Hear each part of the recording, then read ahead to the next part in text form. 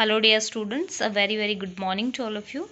So in this video we are going to discuss about water cycle, and you have learned about the three states of water. Water is found in all its three states in nature. The solid form of water exists as snow or ice. Liquid form is present in oceans, lakes, rivers and underground. And the gaseous state of water exists as water vapor in the air. So the three states of water continuously cycle in nature, which keeps the total amount of water constant on the earth. So the continuous circulation of water from the land to the sky and back again on the land is called water cycle. And this cycle is also known as hydrological cycle. Okay. You know that the heat of the sun evaporates water. You know that when water convert into water vapor, this process is known as evaporation.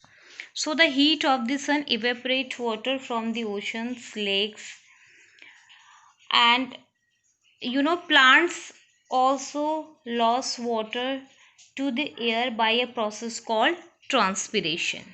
Okay, so the water vapor eventually condense into tiny droplets that form clouds. Okay, and these tiny droplets join together to form a larger droplets, and when the droplets become too heavy they fall down on the earth. So precipitation occurs as rain, snow.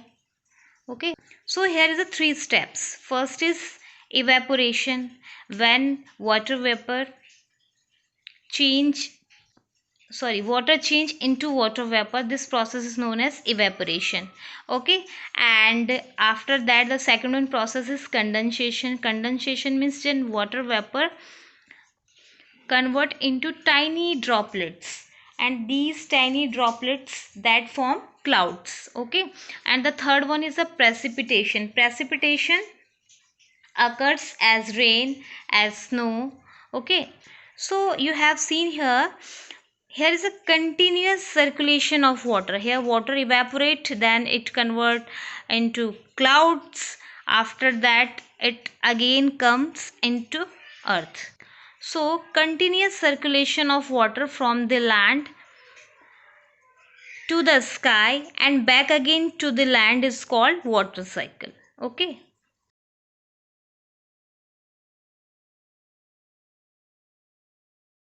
So water returns to the ocean or sea, and some of the water percolates through soil and it traps between the rocks or clay layers, and this is called groundwater. Okay, for example, when you put water the plants, the water seeps inside through the soil.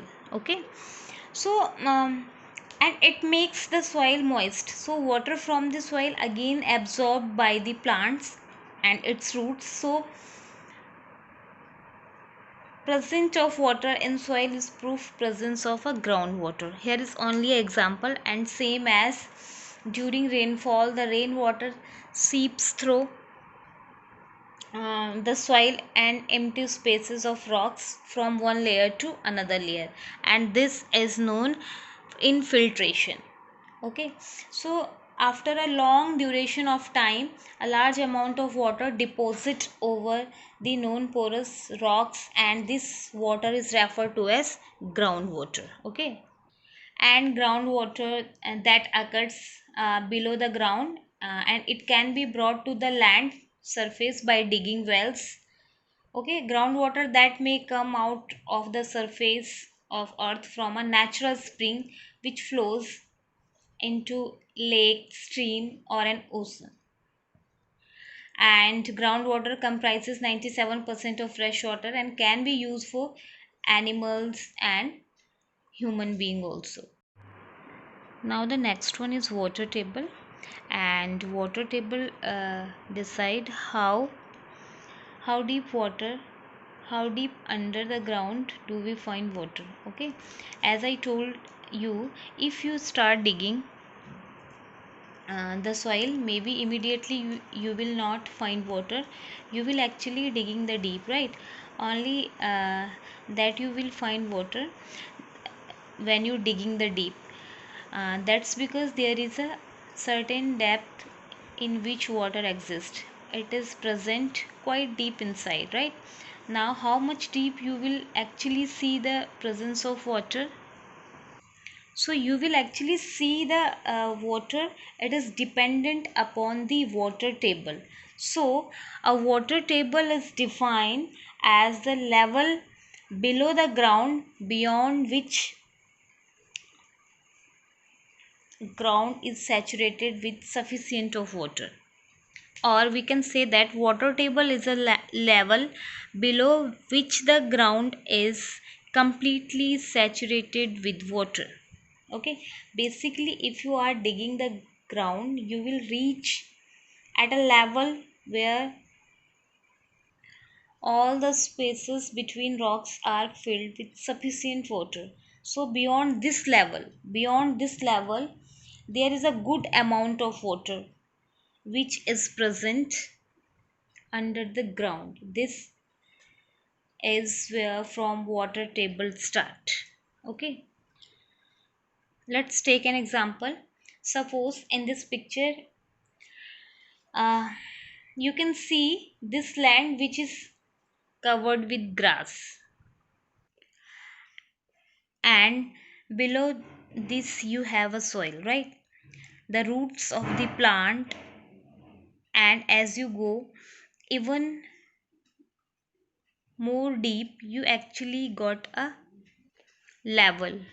So as you can see, when you comes down you see a level here. Okay, the first layer is a grass, and after that soil. I mean below the grass you have soil.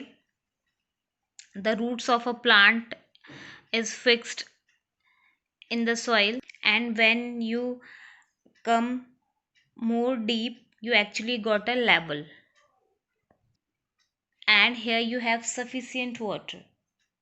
So beyond this level means when you comes down more deeply beyond this level means as you more go more deep from the water table, you will see the ground is saturated of water, means very good amount of water is present here. So this is the level where water table is start. So we can say that the water table is the level below which the ground is completely saturated with water. Now whenever it rains, what happens? This rain is falls on the ground, and then it seeps through the soil, right? And then it's reach in the space which is mostly covered by the rocks.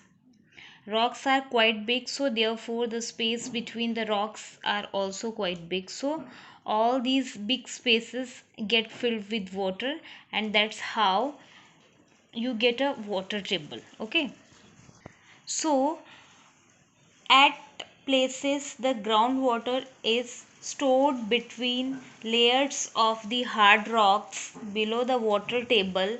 This is known as aquifer.